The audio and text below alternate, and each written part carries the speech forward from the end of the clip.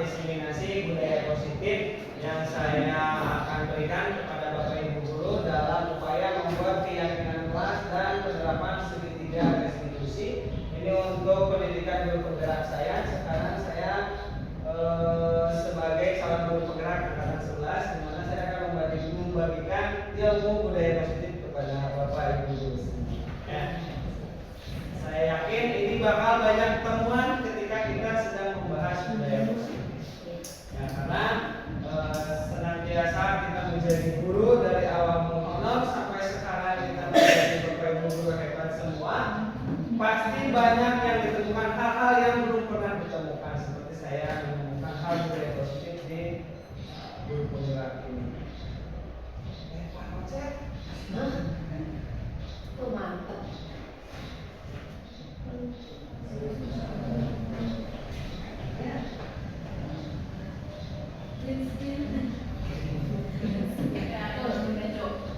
Itu macet beneran. Suka ya? Oke, mohon maaf Bapak Ibu. Oke, sekarang kita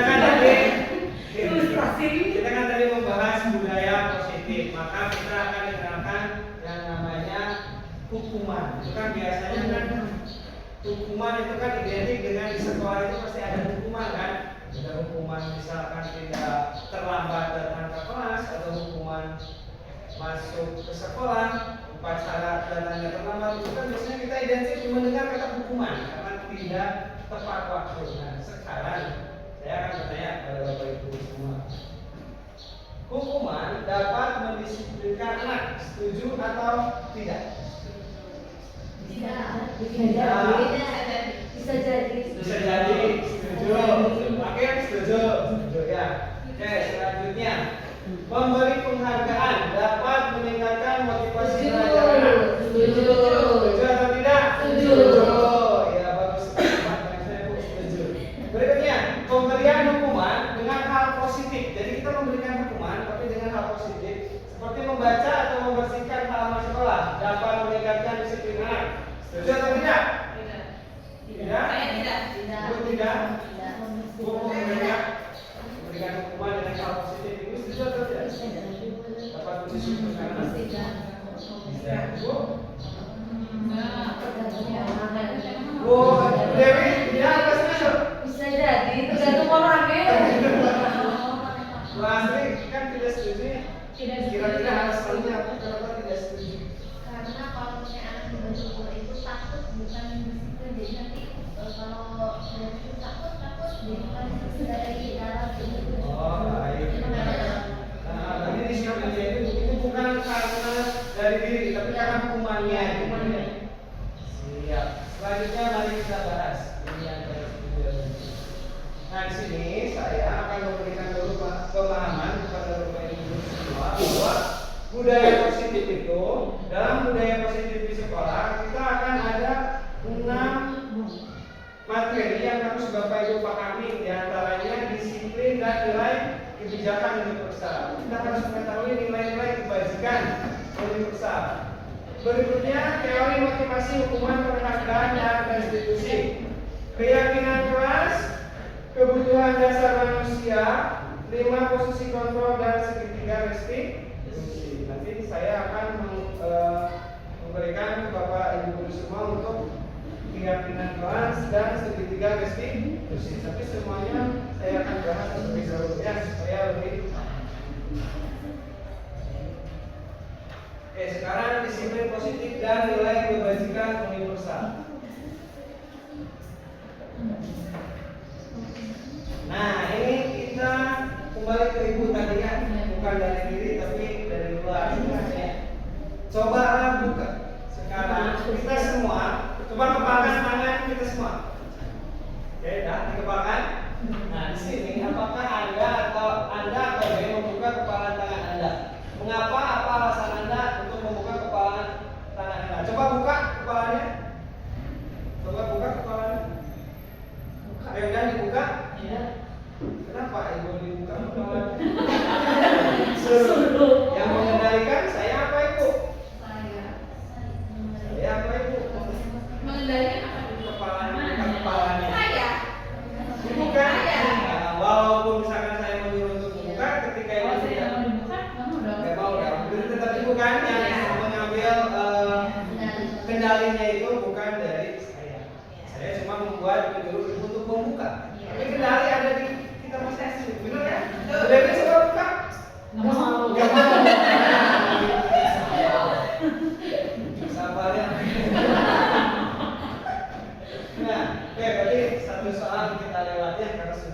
yang tahu. Dalam kegiatan ini sesungguhnya siapa yang memegang kendali atau kontrol untuk membuka atau menutup kepala tangan kita? Jadi kita sendiri, termasuk siswa atau anak-anak kita yang ada di sekolah. Kita akan memberikan budaya positif. Kalau misalkan tidak tumbuh dari dirinya, budaya positif itu tidak akan berjalan, ya, tidak akan. Nah, teori kontrol. Menurut Dr. William Glasser dalam kontrol teori meluruskan beberapa miskonsepsi tentang makna kontrol. Yang pertama, ilusi. Ilusi itu apa ya? Bayangan. Guru mengontrol murid. Dan mengontrol murid apakah sih? Tidak. Ilusi bahwa semua penguatan positif efektif dan bermanfaat. Seperti tadi memberikan hukuman, tapi yang bermanfaat seperti menulis juga. Ilusi itu benar apa? Ilusi bukan? Ilusi kan? Terus ilusi bahwa kritik dan membuat orang merasa bersalah dapat menguatkan karakter. Ilusi bahwa orang dewasa memiliki hak untuk memaksa. Tapi ilusi itu emang terjadi. Benar atau tidak? Terjadi kan? Terjadi. Coba kita kan kita mengontrol murid. Jadi bocah kelas media kabupaten gitu kan. Ayo wajib bayar kas misalkan. Kita kan mengontrol. Itu mengontrol untuk ketika ada siswa yang tidak membawa uang, mereka tidak akan bayar uang kas. Tetap walaupun kita yang mengontrol, ya, dirinya sendiri yang ada di situ untuk mengontrol memberi uang atau tidak. Selanjutnya itu teori kontrolnya. Berarti tetap walaupun ada yang mengontrol, diri kita tetap tidak bisa dikontrol oleh orang. Berarti disiplin bukan berarti dengan kepatuhan. Ya berarti disiplin itu bukan karena patuh. Tapi kan kalau zaman dulu waktu sekolah itu kita disiplin karena kita taat peraturan, patuh terhadap peraturan. Walaupun kita menyakitkan ya, patuh terhadap peraturan. Ya benar tuh Bu. Suami itu jangan jalan-jalan. Bukan peraturan. Paling pengen jalan. Dan juga yang menggunakan jangan masak. Saya suka. Oh gitu.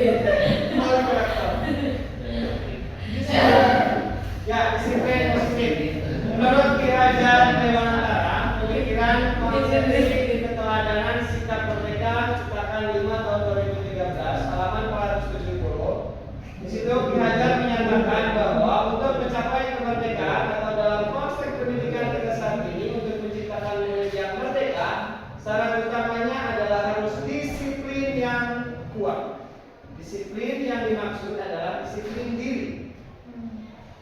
Maka kita memerlukan pihak lain untuk memiliki motivasi internal. Maka kita memerlukan pihak lain untuk mendisiplinkan kita atau motivasi eksternal karena berasal dari Tuhan dari dalam diri kita sendiri.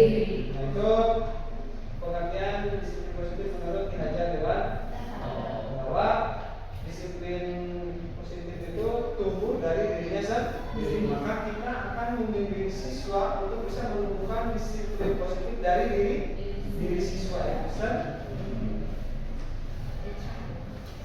Oke, selanjutnya disiplin sebagai bentuk kontrol diri, yaitu belajar untuk kontrol diri agar dapat mencapai suatu tujuan mulia. Tujuan mulia di sini mengacu pada nilai-nilai atau prinsip-prinsip mulia yang dianut seseorang. Kita menamakan nilai-nilai tersebut sebagai nilai kebajikan yang ini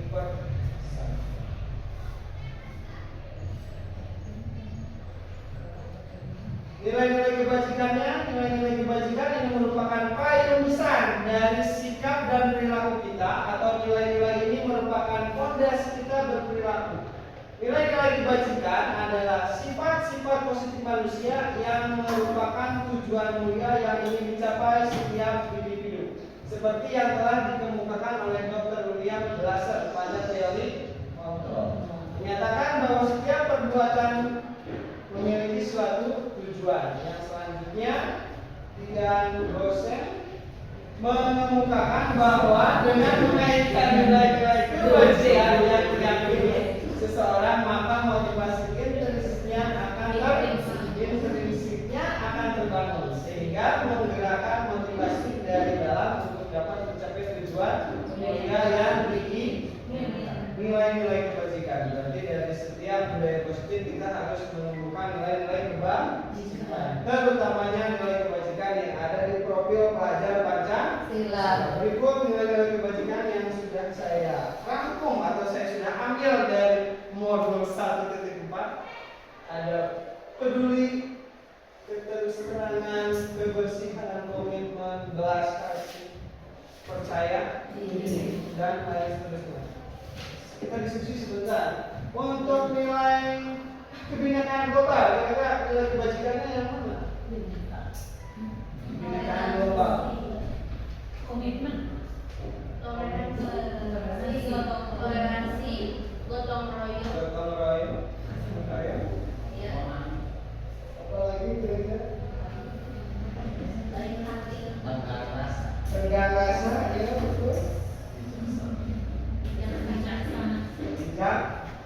Bijaksana. Rendah hati. Dermawan. Rasa hormat. Rasa hormat. Kalau yang mandiri, mandiri. Percaya diri. Usaha.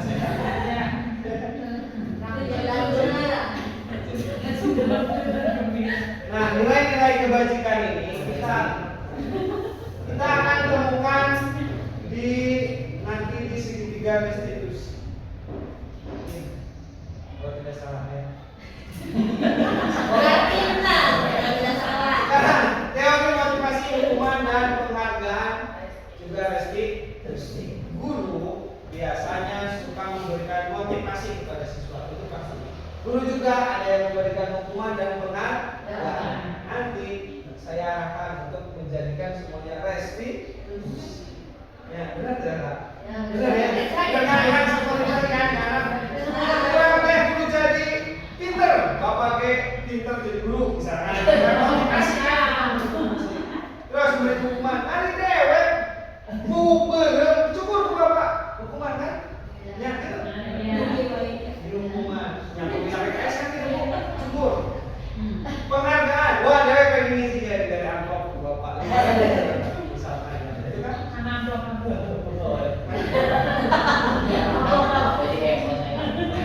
Nah, Bapak Ibu, teori motivasi ini ada 3 Ibu. Ada yang dari dalam, ada yang dari luar. Yang dari dalam, enggak. Yang pertama dulu, untuk menghindari ketidaknyamanan atau hukuman, itu dari motivasi dari luar. Berarti. Untuk mendapatkan imbalan orang lain dari luar juga. Untuk menghargai diri sendiri, ini balik dari dalam. Nah, ini akan kita coba untuk kita bagi murid kita. Berarti penghargaan itu diri sendirinya. Karena biasanya mereka itu disiplin karena untuk menghindari ketidaknyamanan atau hukuman. Sering datang pagi-pagi dari Malang ke Maja supaya absen tidak telat. Motivasinya dari dalam atau dari luar? Karena waktu jam siang datangnya siang misalkan. Oh berarti tidak berhasil, benar kan? Tidak berhasil, berarti harusnya saya itu menghargai diri sendiri bahwa ketika tugas saya sebagai guru ya datang pagi, pulang waktu pulang. Sampai misalnya kalau waktu pulang ya pulang. Untuk mendapatkan imbalan orang lain, misalkan cepat kepala teh. Ini untuk kita aja dulunya sebelum ke murid. Cepat kepala teh yang datang pagi diberi penghargaan guru terbaik, misalkan namanya. Misalkan Bu Asmi datang pagi kalau baik mana? Karena ingin imbalan orang lain. Berarti disiplin atau tidak? Tidak. Karena itu disiplinnya itu karena itu sesuatu.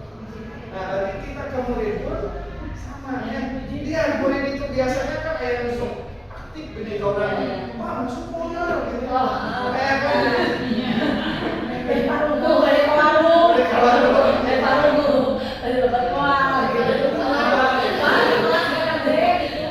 Pak, ini masuk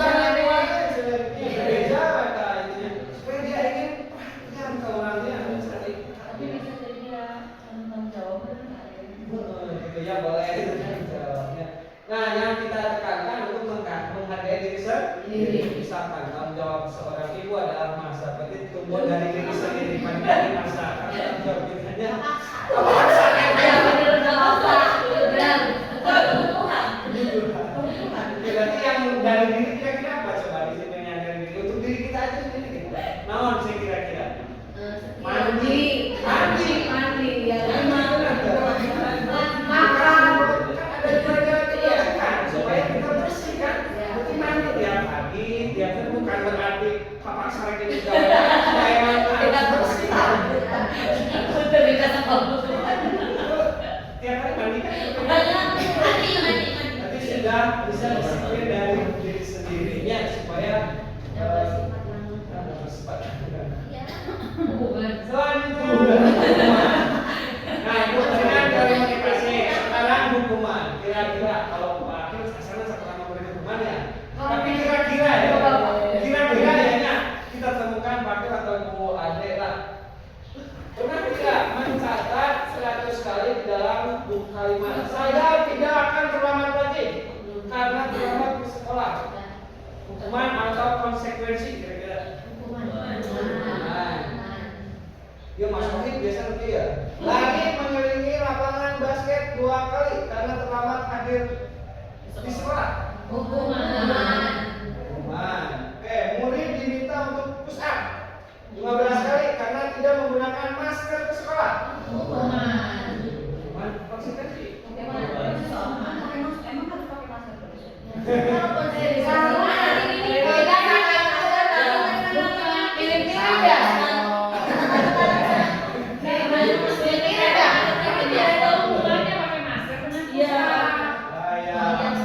saya akan beri jawabannya. Ya, tolong jangan ngegas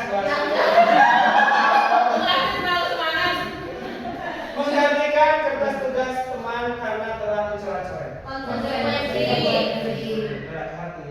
Membersihkan tumpahan air di meja. Tulis karena tersenggol pada saat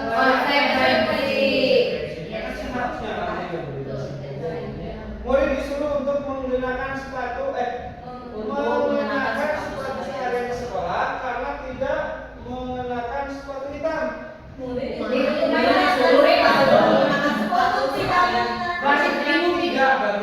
menggunakan sepatu karena tidak menggunakan sepatu tidak disuruh dibuka sepatu berarti itu.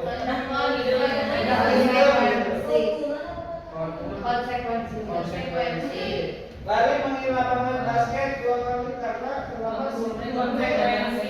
Belajar berjauh.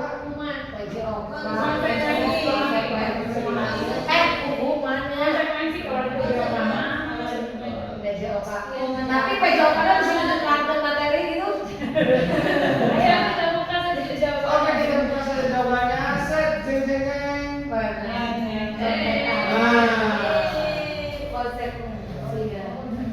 Yang pertama, mencatat 100 kali di dalam kalimat saya tidak akan terlambat karena terlambat sekolah. Itu termasuknya hukuman karena menggunakan fisiknya bukan konsekuensi lagi. Karena perbedaannya konsekuensi itu yang nyambung dengan yang dia lakukan.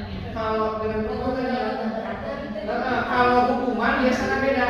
Misalkan terlambat masuk ke kelas tapi disuruh lari, nah itu hukuman.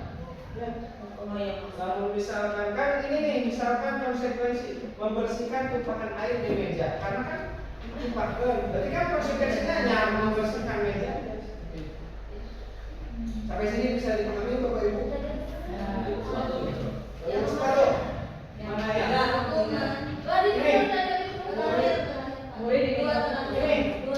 Murid disuruh untuk tidak mengenakan sepatu seharian di sekolah, berarti dibukanya sepatunya karena tidak menggunakan sepatu. Berarti itu maksudnya hukuman karena nggak digunakan dari sepatu dia pagi itu akhirnya itu termasuknya hukuman. Apakah itu semua kita lakukan setelah kita? Tidak. Kadang-kadang ada ya betul ada Bu Dewi paling baik juga. Kita pasal di rumah. Istirahat aja. Contohnya. Kalau saya kadang-kadang kalau lupa diri ya balik lagi ke setelan malam. Kita tulis Nah, ini Bapak Ibu, jadi di sini ada perbedaan hukuman dan konsekuensi. Hukuman sesuatu yang menyakitkan harus terjadi. Benar Bapak Ibu, abdi siswa teh kurang bager. Emun we Bapak guru minta itu. Padahal teu bisa tilu kali tilu, abdi jauh teh tidak dan fokus teh kan kusieun ku guru nanya gitu ya. Jadi ditanya geus kageter tinggal tilu kali tilu kenapa kak? Oh, ingat wae mun BKI asli jadi menyakitkan harus terjadi. Kalau konsekuensi berarti sesuatu harus terjadi, jadi harus terjadi. Tidak menyakiti, tapi hanya harus terjadi. Membuat anak sakit fisik maupun hati untuk jangka waktu. Pasti mencari-carikan usaha apapun guru, bapak guru. Nu emu dari kayaknya. Pernah kan? Mungkin siswa kita pun sama. Kalau kita sekarang buat Tapi pada Rudin, Samia Ciki. kita siap kalau membuat tapi dari semua berbalik dari sekarang. Jadi kita dikenal saja bukan karena galak lah gitu, karena baik, karena bisa membuat siswa berubah dari dirinya. salah. Karena saya ini salah. Saya juga salah. Oh, karena saya salah. Saya salah. Tapi Saya salah. dan ketika dicarikan Itu kan masuk hukumannya. Kalau tanya nggak berhubungan hukuman berarti ya. Kalau saya dihukum Ibu sekarang berubah tidak dari saya belum. maksudnya dari ketika diberi hukumannya bapak guru nanti kan Pak dari lima ibu merasa berubah kan mau diberi misalnya Pak? berubah. Dalam jangka waktu yang panjang. Selamanya supaya lulus Tapi 98% tuh kalau di laki-lakinya misalnya jadi semakin tapi itu brutal. hukumannya. Tapi itu hukuman efektif berarti ya. Padahal itu hukumannya. Oh iya. Efektifnya kepada. Iya benar. Ya mungkin karena saya dihukumnya udah mau kelulus gitu. Jujur kok kalau ada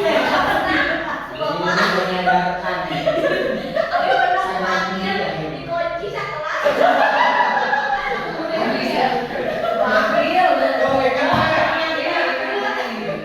Dan bapak lagi ingat itu banyak. yang akan terjadi kepada murid-murid kita. Ya, Tidak bisa salah. kamu beri Salah masih di hukuman.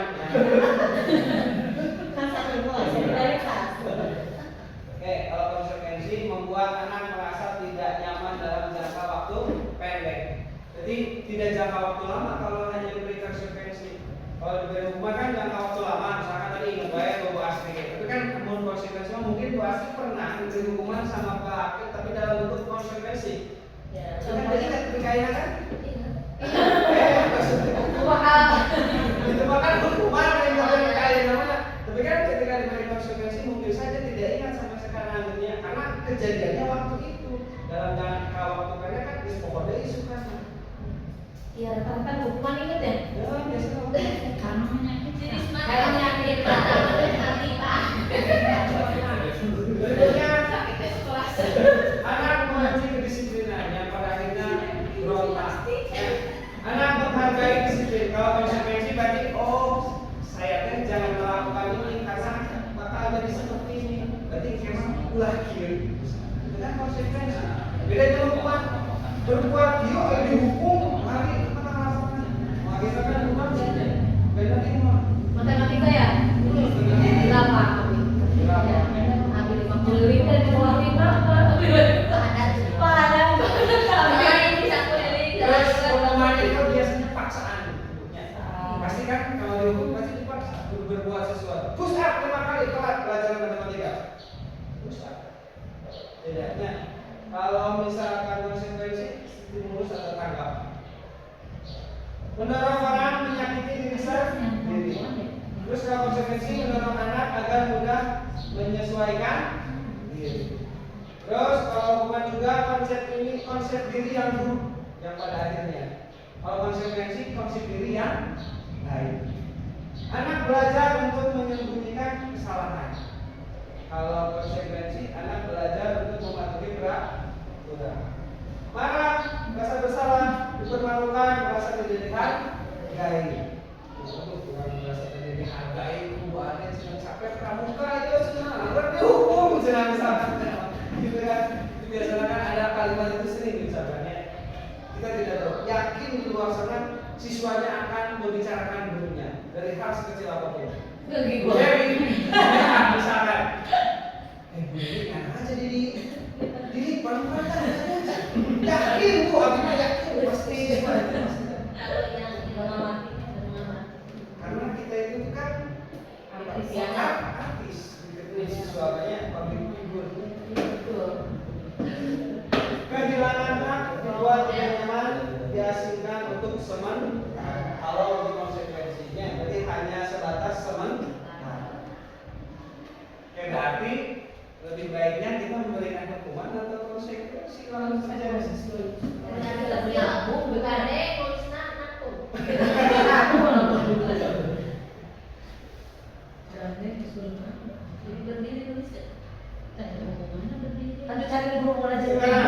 Dihukum oleh penghargaan.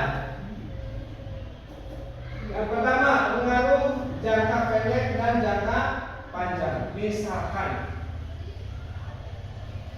Bu Asri diajar sama Abi matematika, kan ini berguna penghargaannya. Namun misalkan benar kabeh, ku bapak diberi nilai 100. Berarti kan ada motivasi untuk mengerjakan supaya nilainya 100. Misalkan dikasih beng-beng lah, penghargaan kasih beng-beng, mun 100 dikasih beng-beng misalkan. Berarti Bu Asri kan termotivasi oleh penghargaan dari beng-beng kan. Kalau misalkan nilainya 8, beng-bengnya kan mau dipaksa dia dari ibu. Itu kan pengaruhnya jangka panjang apa pendek kan? Pendek.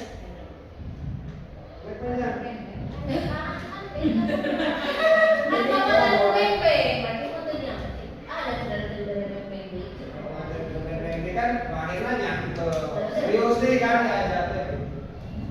berikutnya penghargaan tidak efektif. Benar tadi kan tidak efektif. Ngomong ke studi karena nilainya sedikit tidak efektif ya yang pada akhirnya. Terus penghargaan merusak hubungan.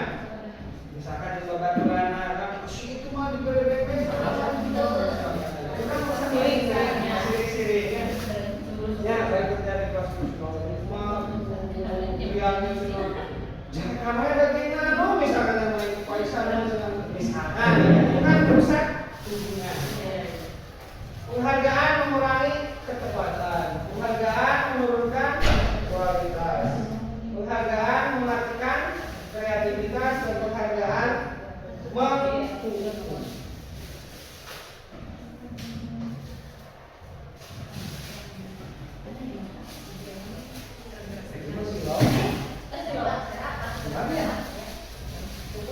Selanjutnya, bentuk program kebajikan apresiasi bila-bila luar berbuka berikan depannya. Dalam memberikan apresiasi, pengakuan, apresiasi kan pengakuan ya. Perlu diingat beberapa hal. Beri pengakuan secara khusus, beri pengakuan secara pribadi, yang mengasih secara pengakuan dan beri pengakuan kepada semua murid secara bergantian. Ulah kena jalan kurang pintar misalkan, ulah kan muridnya malas ngajar saya dalam saya ngitung misalkan. Tidak boleh. Beri pengakuan secara konsisten dan kita fokus pada proses. Nah ini yang akan saya berikan kepada Bapak Ibu guru untuk mengenali restitusi, ciri-cirinya restitusi. Bincang restitusi nama kayaknya. Jadi orang diajak jalan-jalan ke Bandung mereka Yang pertama, restitusi bukan untuk menebus kesalahan, melainkan untuk belajar dari kesalahan. Ya, jadi restitusi bukan untuk menebus kesalahan, tapi belajar dari kesalahan. Saya sekarang terjatuh, jangan sampai besok kalau menebus kesalahan ya sudah ngumpul gitu, memang saya suka bisa jatuh lagi. Dua, sebuah cara menenangkan disiplin adanya di restitusi. Terus memperbaiki hubungan. Terus restitusi adalah tawaran, bukan paksaan. Restitusi menuntut untuk melihat ke dalam diri. Restitusi juga mencari kebutuhan dasar yang mendasari tindakan. Restitusi diri adalah cara paling baik. Restitusi fokus pada karakter bukan tindakan. Restitusi menguatkan dan fokus pada solusi. Restitusi mengembalikan murid yang melakukan kesalahan kembali pada pokok. Sekarang keyakinan keras. Dalam budaya positif berarti kita sudah untuk membuat keyakinan keras. Oke, ini ada pertanyaan tematik, tapi Bapak yakin ya? Bapak yakin. Saya yakin rekan-rekan semua sudah membuat keyakinan keras di awal pembelajaran. Betul kan? Betul. Oke, sangat bermanfaat adanya keyakinan. Kita belajar keyakinan keras dan termasuk di guru penggerak saya belajar keyakinan keras. Mengapa keyakinan keras? Betul, mengapa keyakinan keras bukan peraturan keras? Iya, yang keras.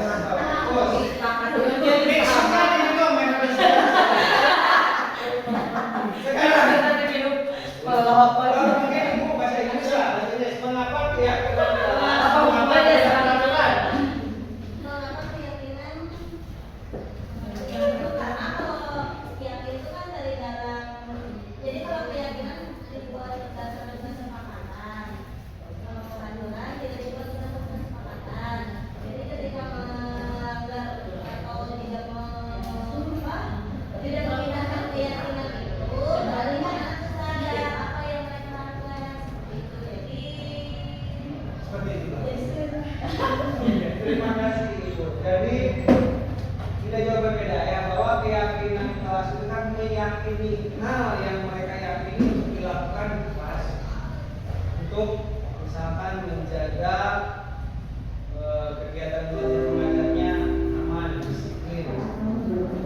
Kalau peraturan biasanya sifatnya memaksa, karena kan peraturan biasanya memaksa untuk berbuat sesuatu ya peraturannya. Misalkan ya peraturan menggunakan sepatu tidak, misalnya wajib kan. Mengapa adanya keyakinan kelas penting untuk terbentuknya sebuah budaya positif? Mungkin ada yang bisa jawab, ibu dia ibu artis. Yang terakhir, bagaimana mewujudkan sebuah keyakinan kelas yang efektif?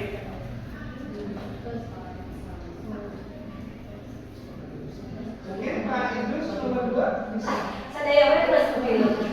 Nomor 2 dulu. Positif. Buat pedoman deh. Ya, keyakinan khas itu adalah salah satu cara yang menurut saya paling awal, cara awal untuk membuat atau membentuk sebuah budaya positif di sekolah sebagai acuan, ya, acuan yang digaungkan oleh setiap warga sekolah bahwa apa yang kita yakini di kelas itu harus seperti apa. Kalau misalkan dalam satu sekolah semuanya memiliki keyakinan khas, maka ketika anak yang melakukan pelanggaran kemudian kita berikan restitusi, maka akan nyambung dengan keyakinan kelasnya. Siap, terima kasih Pak Idrus. Bu Dewi, bagaimana mewujudkan sebuah keyakinan kelas yang efektif? Aku itu saya orang dulu. Orang dua, boleh ibu dinamain berdua. Udah disebutin. Ya, pada mau pedoman ya. Pokoknya keyakinan kelasnya sebagai pedoman gitu kalau mau bertindak apa-apa. Jadi ingat tuh Ingat keyakinan kelas. kesepakatannya, keyakinan kelasnya. Bagaimana Jadi Bu Dewi mewujudkan nggak cocok untuk ikut salon berbulan. Yang lainnya juga sama. Saya yakin pendidikan berkelanjutan membuat bagi guru menjadi luas pengetahuan bagaimana cara mengajar dengan baik. Ya Allah. Tapi kan dia bawa yang dari kepala, liar dari kepalanya. Guru penggerakkan yang bisa jadi guru membaiknya keulang kita bukan Siap. Bu Ade, Buat yang ketiga. bagaimana mewujudkan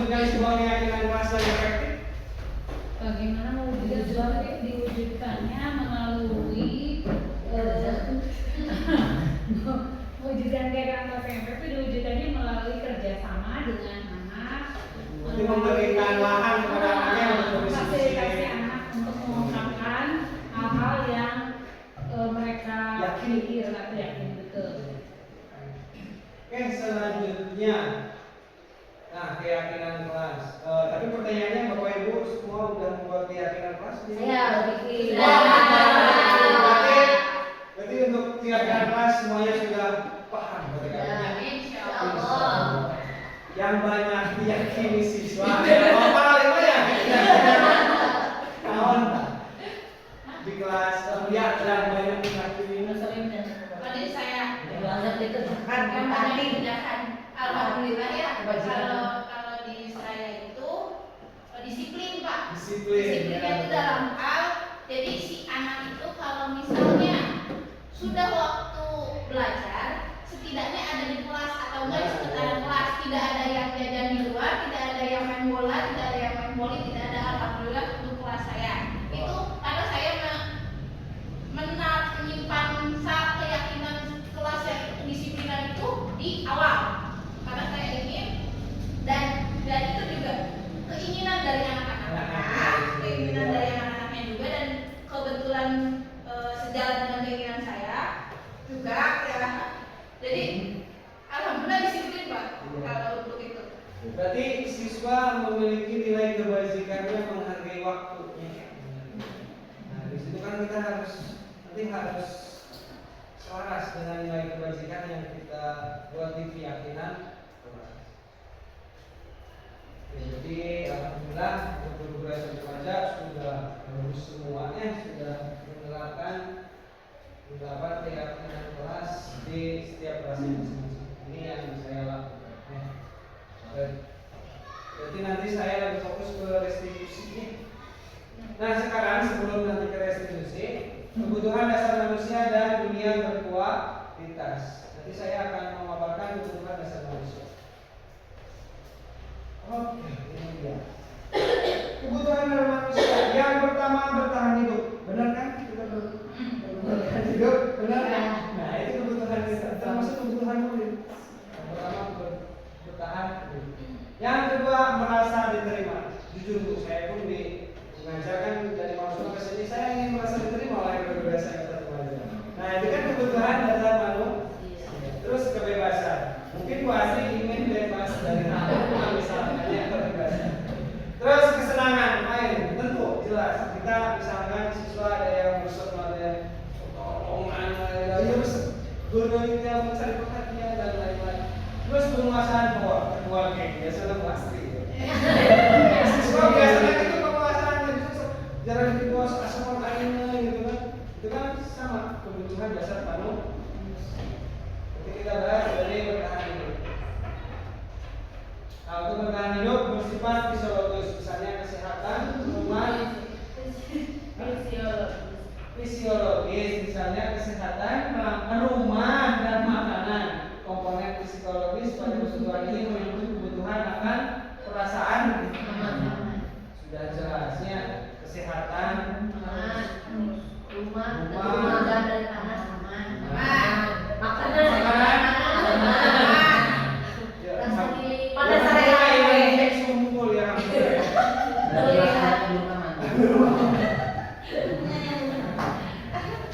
Kalau burgi Pak dia ambil besar. Oke, selanjutnya rasa diterima. Naik timbangan. Anak-anak yang memiliki kebutuhan dasar kasih sayang dan rasa diterima yang tinggi biasanya ingin disukai dan diterima oleh lingkungannya. Mereka juga akrab dengan orang tuanya. Biasanya mereka belajar karena suka pada gurunya. Bagi mereka teman sebaya sangatlah penting. Mereka juga biasanya suka bekerja dalam kelompok, bekerja sama dalam kelompok. Merasa diterima. Pernah dialami oleh Bapak Ibu guru semua? Keadaan seperti ini? Ketika kita jadi murid pernah nggak? Iya. Cuma kadang nggak merasa diterima kalau misalnya lagi di kelompok kita juga sekarang merasa diterima. Oh, jadi itu mah perasaan guru lah gitu. Bukan. Ya, Anak-anaknya. Oh. Saya kayak misalnya di balik kelompok salam dulu ya. Terus ada yang nggak serak sama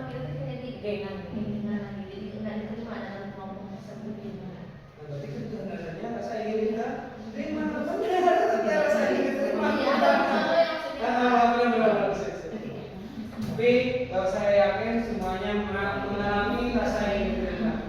Baik misalkan kita sebagai murid, cinta banget. Baik sebagai kita murid ataupun keberadaannya ya diakui. Oke, pernah nggak ibu bapak guru merasa di kelas saya pernah di kelas si anaknya cuek ke orang tegel, seolah tidak diterima.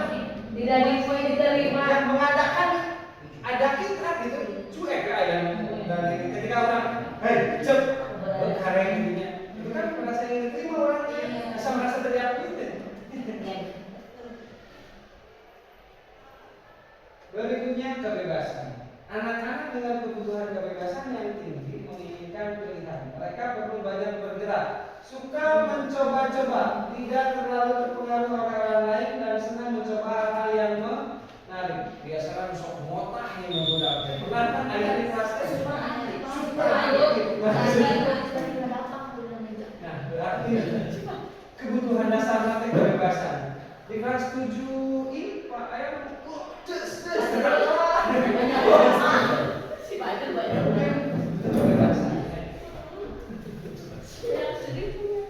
selanjutnya kesenangan. Anak-anak dengan kebutuhan dasar kesenangan yang tinggi biasanya ingin menikmati apa yang dilakukan. Mereka juga bisa berkonsentrasi tinggi saat mengerjakan hal yang disenangi. Mereka suka permainan dan suka mengawasi barang, suka bergurau, suka melucu dan juga menggemaskan. Bahkan saat mereka bertingkah lalu buruk, mereka laku buruk, mereka masih terlihat Lucu.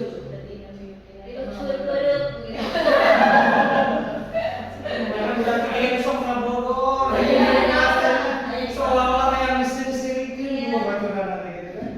Tapi kalau dia berbicara dengan musuh tubuhnya yang sulit. Kita mau beda deh. Biasanya kan dalam kebutuhan dasar yang kesenangannya ya sebenarnya seolah-olah di kelas itu susurian dan bawa karena mungkin di rumah anak untuk bisa jadi. Biasanya kami mau pakainya kan Jumat, udah tuh barang lain seolah-olah bahagia pokoknya berjumpa dan pakai jumpa baturan ngobrol segala hal. Karena mungkin di rumah anak masih muda kan ya. Jadi momen nanti waktu Jumat, makanya Jumat jarang deh. Itu pun sama terjadi di kelas. Berikutnya penguasaan. Anak-anak yang berkebutuhan dasar akan penguasaan yang tinggi biasanya selalu ingin menjadi pemimpin. Mereka juga suka mengamati sebelum mencoba hal baru. Mereka merasa kecewa bila melakukan kesalahan. Ini pasti bu ayahnya. Mereka juga biasanya rapi dan sistematis dan selalu ingin mencapai yang terbaik. Ada nggak di kelas yang ibu bapak ajar? Ada siswa yang seperti itu. Karena itu kebutuhan dasarnya penguasaan. Ya, jadi merasa dia ingin paling hebat, ingin yang paling terbaik, Itu kebutuhan. Berarti kebutuhan dasar manusia itu ada.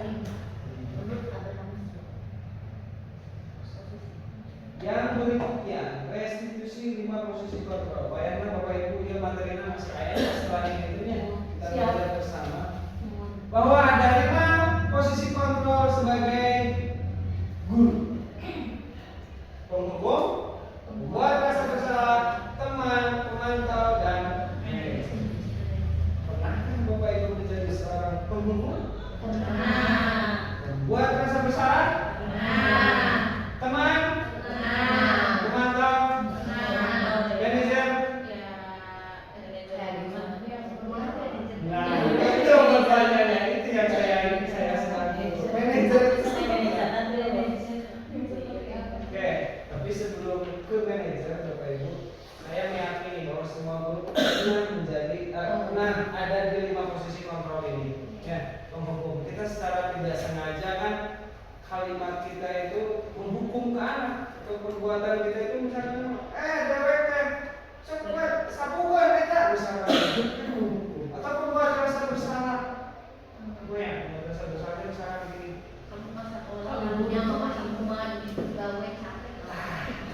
Ibu berarti masuk itu ya. Benar, pembuat rasa bersalah. Teman,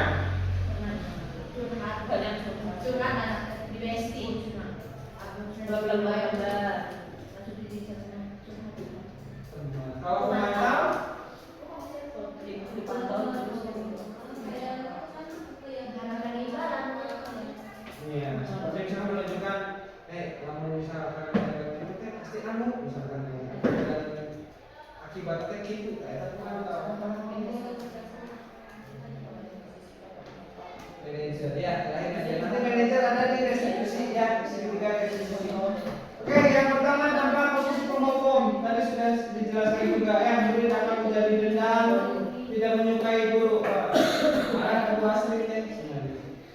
Bapak Isa tegak ke sana, sudah cara Saya saya. dari anak langsung setiap hari namun kalau lepas itu namun dan suka mengerjakan. Atau tanya pelajarannya tadi gurunya. Nah, Berikutnya dampak posisi membuat rasa bersalah. Saya tadinya rasa bersalah deh. Dewe ke sekolah apa benar ilmu mana duit saya udah hesek. Ya, Pernah dewe. Oh pernah. Ya, yang pada akhirnya murid akan membuat merasa bersalah rendah diri, jadi merasa udah balik merendah diri gitu kan.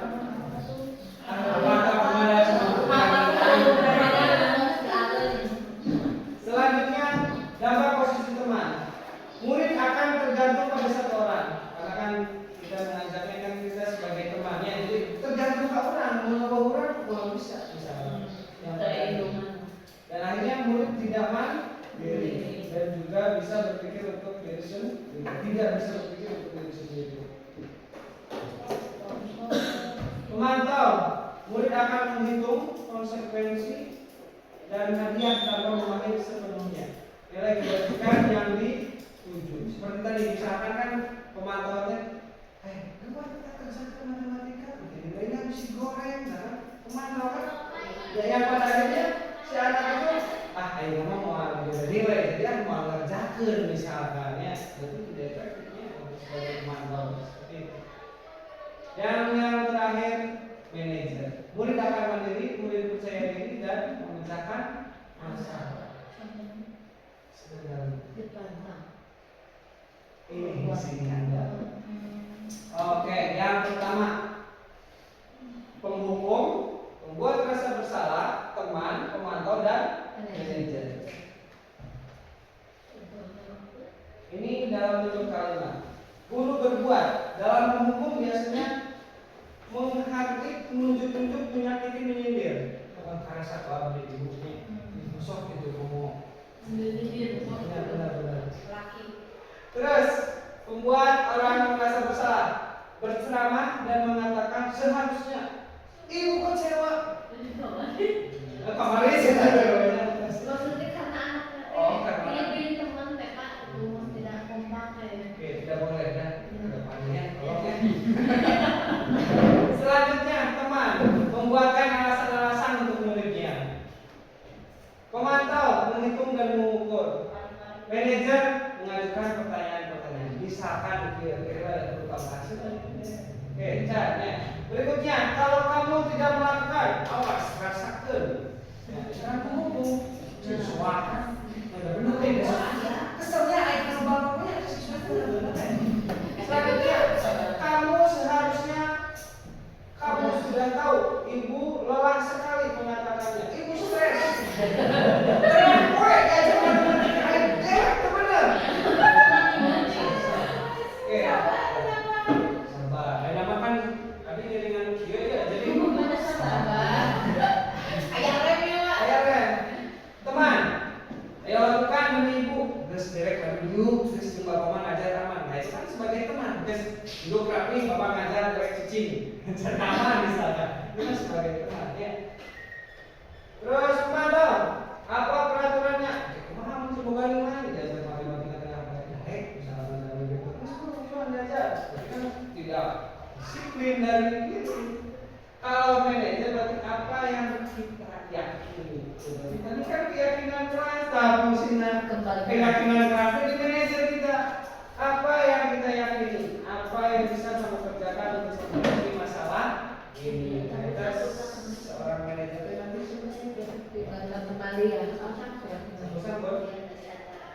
Membuat kesalahan semua nanya kayak gitu. Ya, enggak. Beda. Pokoknya ibu kalau bisa jadi manajer nanti sekarang kayaknya untuk kepada sesuatu yang misalkan melakukan sesuatu jangan menghukum, jangan membuat besar-besar apa kalau Ditanya. kumaha segala teman atau pemantau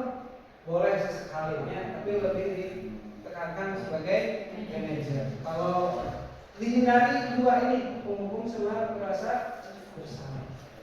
Kalau untuk manajer maka kita menanyakan tadi kan sudah buat dia dengan kelas misalnya apa yang tadi kita yakini emang kiatnya tempat kamu berubah.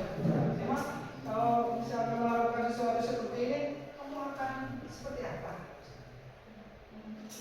Berikutnya hasilnya memberontak kemudian hukumannya menyalahkan orang lain berbohong udah dewek diajak dewek misalkan menyembunyikan menyangkal berbohong ketergantungan menyesuaikan diri bila diawasi mengutamakan memuaskan pribadi dunia berkualitas murid meletakkan guru di luar dunia berkualitas murid meletakkan guru di dalam dunia berkualitas murid meletakkan guru di sebagai orang yang sangat penting di dunia berkualitas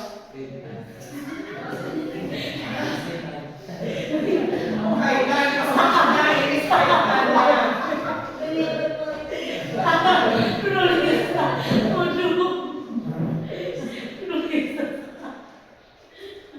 murid meletakkan guru di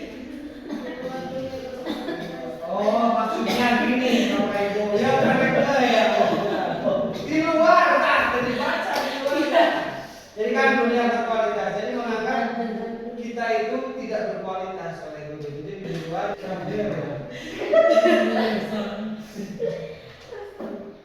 oke mari kita identifikasi tanya-tanya siapa yang mengatakan ini Bersalah. saya percaya saya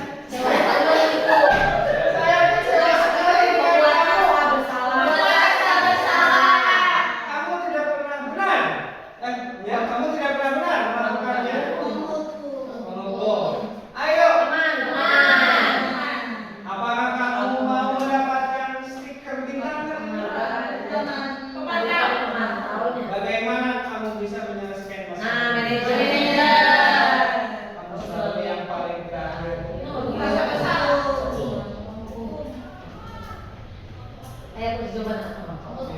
betul ya yang pertama membuat rasa bersalah yang kedua menghukum terus ayo lakukan minggu bukan teman terus apakah kamu mendapatkan stiker bintang hari ini memantau bagaimana kamu bisa menyelesaikan masalah ini manajer kamu selalu yang paling terakhir ibu saya sudah mati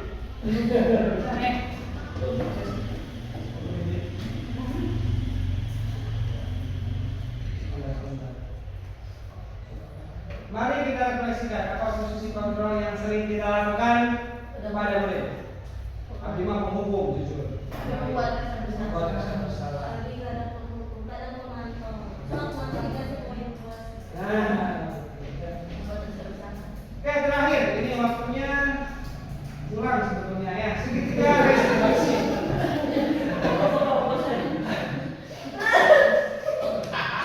Oke gini.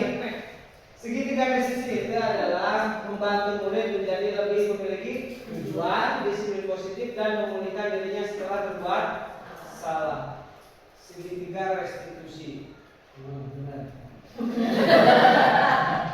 Selanjutnya, oke ini jam 11 sih ya langkah-langkah penerapan segitiga restitusi. Yang pertama menstabilkan identitas, validasi tindakan yang salah dan menanyakan keyakinan kelas. Kawan praktek itu satunya. Yang pertama menstabilkan identitas. Jadi gini, dia bayangkan punya Abi teh melakukan kesalahan tidak masuk kelas karena terlambat ibunya. Abi teh murid misalkan, Abi teh guru, ayah masih teh ayah murid anu masuk kelas setiap jam setelah istirahat. Oke. Bagaimana di sekolah kita jika ada siswa, misalkan bahas yang sering terlambat ya setelah jam istirahat karena tidak bisa di kantin berarti pak pas saya laporan ya tiba baturan di guru mata pelajaran misalnya kawali kelas pak si anu mah ini faktanya dia benar aku dijelaskan ini tapi mudah-mudahan benar ya saya lakukan dengan 3 restitusinya Yang pertama, menstabilkan identitas. Kamu bukan, misalkan kalimat itu, kamu bukan satu-satunya yang pernah melakukan ini. Misalkan nanti, tenang yang asli. Misalkan ada anak tinggal 5 menit, bapak oke mau lapar pasti jajan dulu lah, dengan karena lapar. Dari sana kita mengetahui kebutuhan dasar dia nggak? Ya, Apa? dasar rasa aman. Rasa aman.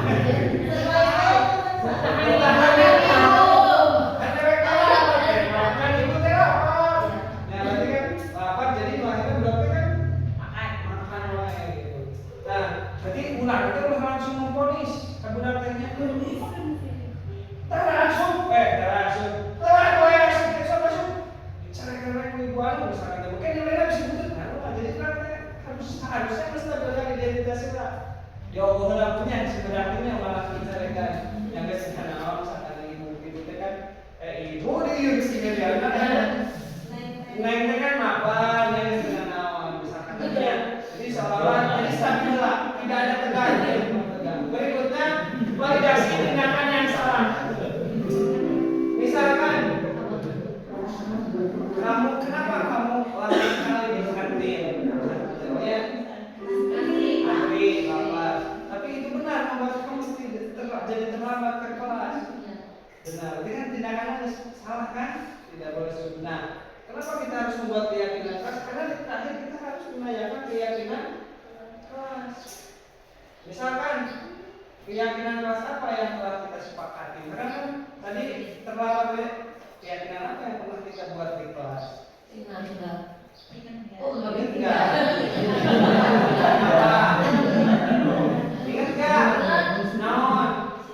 Disiplin. Artinya berarti harus masuk tepat waktu. Gitu kan. Nah, dari segitiga listrik ini berharap siswa itu tidak merasa diponisnya. Jadi merasa jadi saya benarnya tidak salah lapar jajan hanya yang salahnya itu karena kita tidak masuk ke depan waktu. Jadi kan menanyakan keyakinan kelas, jadi orang harus membuat keyakinan berarti benar. Ketika datang terlambat ke kelas kan kita meyakini harus disiplin. Jadi siswa itu tidak akan didorong untuk disiplin dari dirinya, bukan dari luar. Kan orang kita meyakini, kita kan menanyakan tindakan yang salah, terus kita menanyakan keyakinan. Berarti untuk menyadari kesalahan. Supaya jadi siswa itu sadar diri, jadi disiplinnya itu dari diri sendiri, bukan dari saya usaha menghukum gitu ya. Karena kan tadi mengepalkan itu karena kan perlu diri sendiri, bukan ya. Terima kasih. Oke, mungkin itu Bapak Ibu yang bisa saya sampaikan untuk diseminasi ini. Mungkin ada Bapak Ibu yang bisa menyimpulkan dari apa yang bisa saya sampaikan. Ayah apa menyimpulkan? Harus ada apa?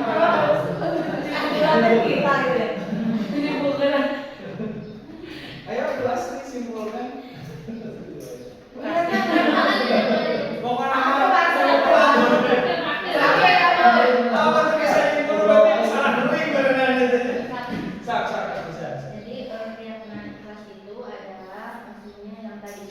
Budaya positif.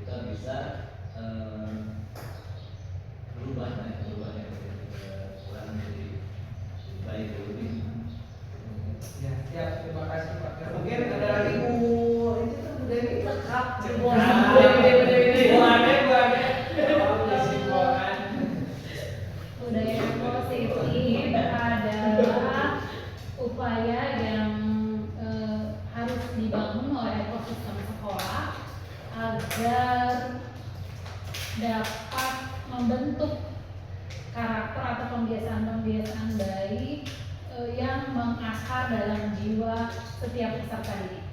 Iya, benar sekali. Itu dia harus semuanya Kayak sistem seluruhnya terlibat. kalau perlu berarti bukan hanya keyakinan tapi keyakinan sekolah. Benar nggak? Iya. Ini bukan peraturan sekolah nanti, jadi keyakinan sekolah. Mungkin itu Bapak Ibu mohon maaf waktunya terganggu waktu pulangnya, jadi harus kesini dulu terus cuma dikasih